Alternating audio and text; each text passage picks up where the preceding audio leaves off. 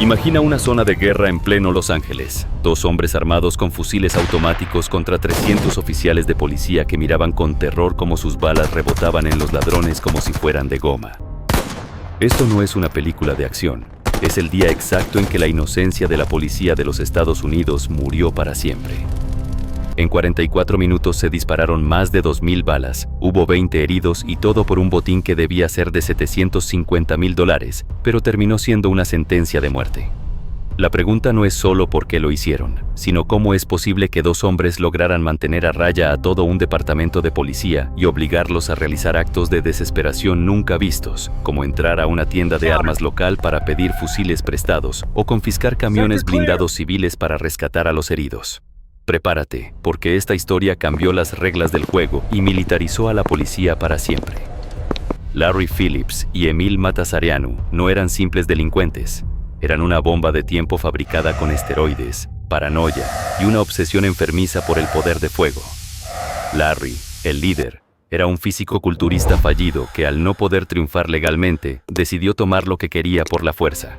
Su vida era una estafa constante, desde fraudes inmobiliarios hasta robos menores, pero le faltaba algo. Le faltaba un socio que compartiera su locura y lo encontró en el lugar más cliché posible, un gimnasio en Pasadena.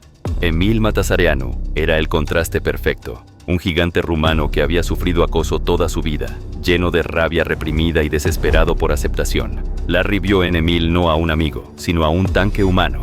Cuando estos dos se juntaron, la dinámica cambió. Dejaron de ser estafadores de poca monta para convertirse en depredadores tácticos. No les interesaba el dinero fácil y rápido, les interesaba el dominio total.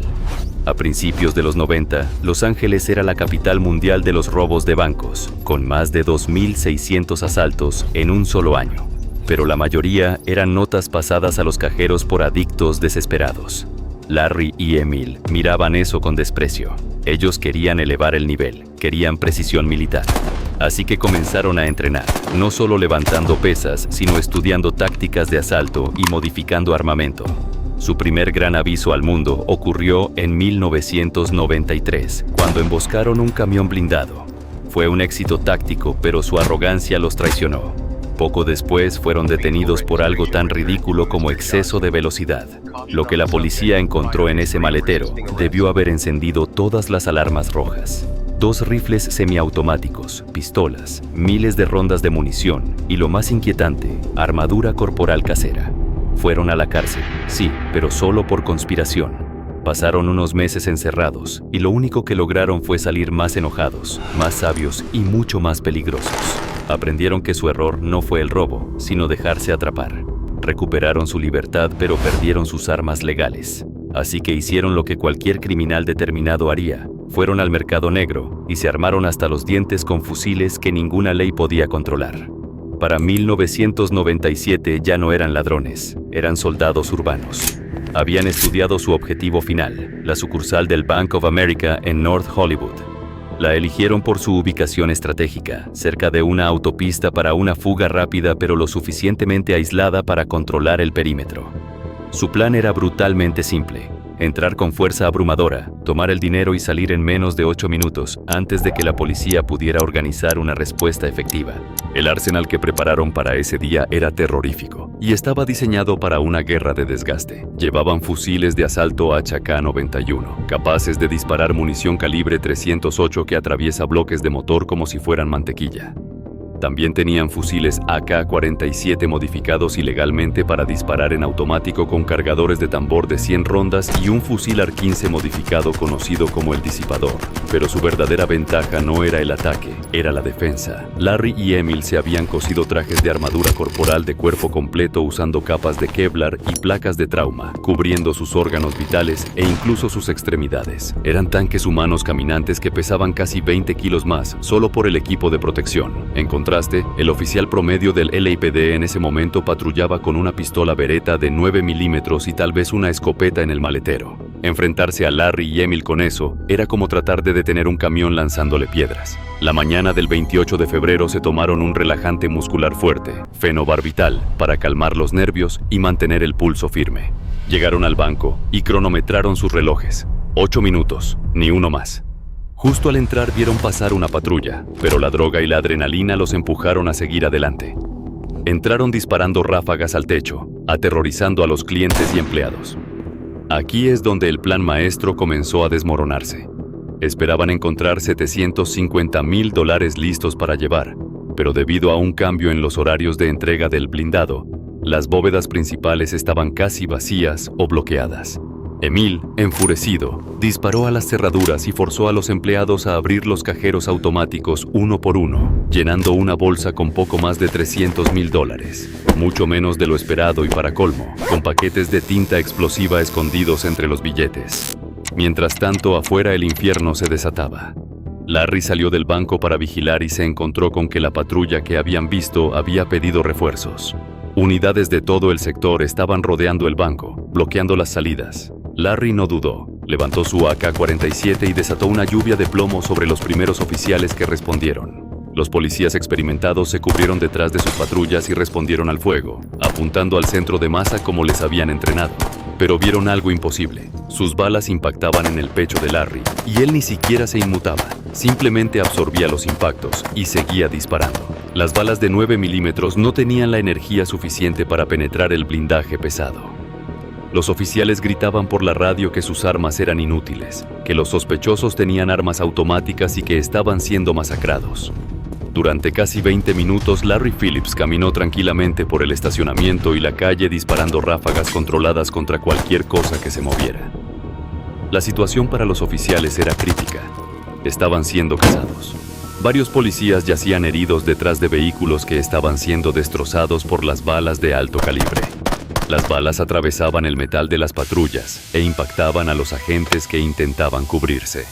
Fue en este momento de desesperación absoluta donde ocurrió una de las escenas más surreales y dramáticas de la historia policial. Un grupo de detectives y oficiales se dieron cuenta de que si no conseguían mayor potencia de fuego, iban a morir todos allí mismo. Recordaron que a pocas cuadras de distancia había una tienda de armas llamada B&B Sales. Sin dudarlo, corrieron hacia el local en medio del caos. Imagina la escena. Policías uniformados entrando frenéticamente a una tienda civil gritando que necesitaban armas.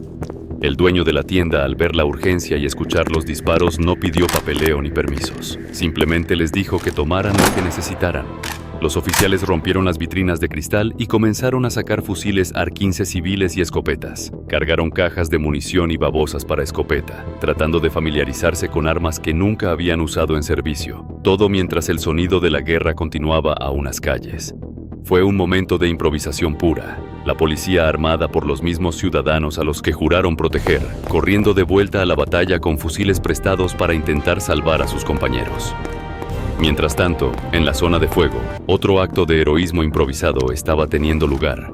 Había civiles y oficiales heridos atrapados en la línea de fuego, desangrándose en el pavimento, incapaces de moverse porque Larry y Emil disparaban a cualquier cosa que intentara ayudarlos. El equipo SWAT aún estaba en camino y las patrullas normales no ofrecían protección. Un grupo de oficiales del LAPD vio un camión blindado de transporte de valores que había quedado atrapado en el tráfico cerca del banco. Corrieron hacia el vehículo, sacaron al conductor y confiscaron el camión blindado. Lo que siguió fue una operación de rescate digna de una película. Los oficiales condujeron el camión blindado directamente hacia la lluvia de balas, usándolo como un escudo móvil.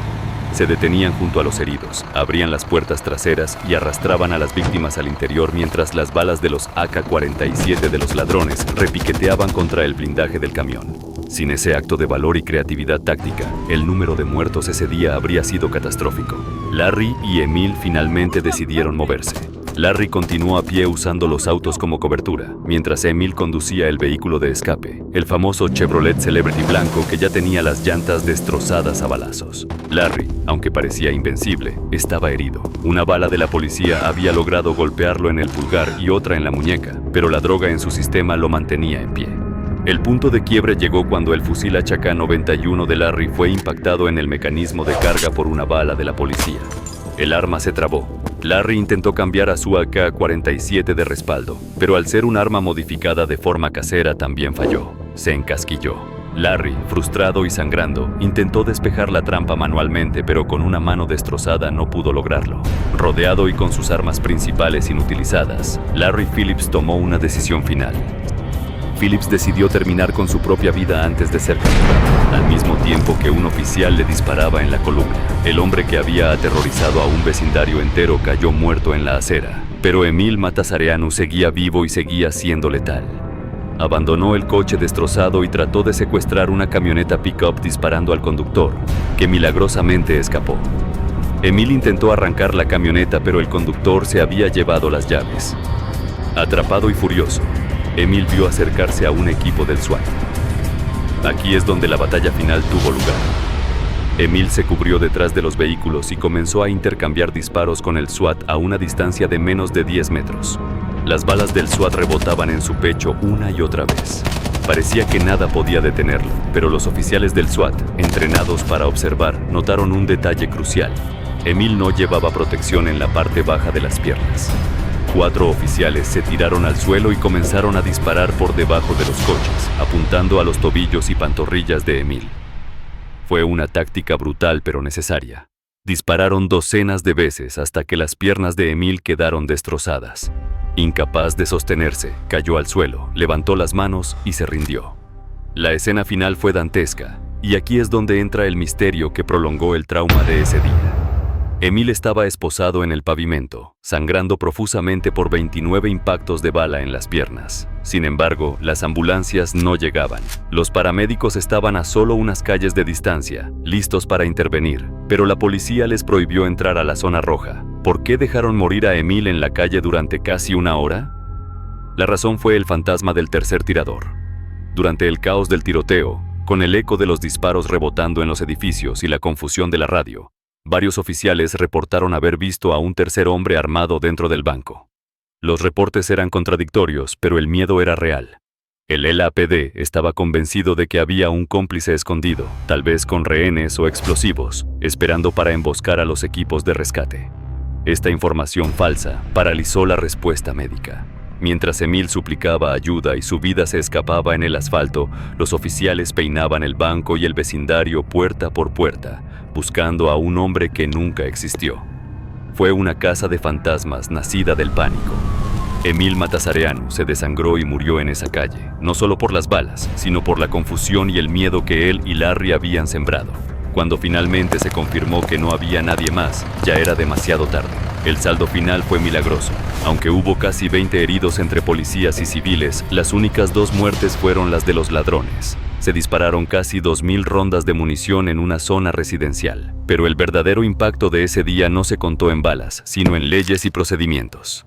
El tiroteo de North Hollywood avergonzó a las agencias policiales de todo el país. La imagen de oficiales impotentes pidiendo armas prestadas en una tienda no podía repetirse jamás. Casi de inmediato el Departamento de Defensa de los Estados Unidos inició un programa para transferir fusiles M16 excedentes a los departamentos de policía locales. El LAPD autorizó que sus sargentos y luego sus oficiales de patrulla llevaran fusiles AR-15 en sus vehículos. Las puertas de las patrullas se reforzaron con paneles de Kevlar. La policía dejó de ser una fuerza de respuesta civil para convertirse en una fuerza con capacidad de combate militar. El uniforme cambió, las tácticas cambiaron y la mentalidad cambió. Ese día en North Hollywood, Larry y Emil perdieron la vida, pero lograron algo que nadie más había hecho. Obligaron a la policía a evolucionar a través del miedo. Hoy, cada vez que ves a un oficial de policía con un fusil táctico en un aeropuerto, en una estación de tren o respondiendo a una llamada, estás viendo el legado directo de esos 44 minutos de infierno. El día en que el crimen superó a la ley, y la ley decidió que nunca más volvería a ser superada en potencia de fuego. La policía tardó 44 minutos en neutralizarlos porque no tenían los rifles adecuados. ¿Tú crees que hoy en día pasaría lo mismo o la historia sería diferente? Déjame tu opinión en los comentarios. Leo a los suscriptores más leales y asegúrate de estar suscrito para no perderte más contenido como este.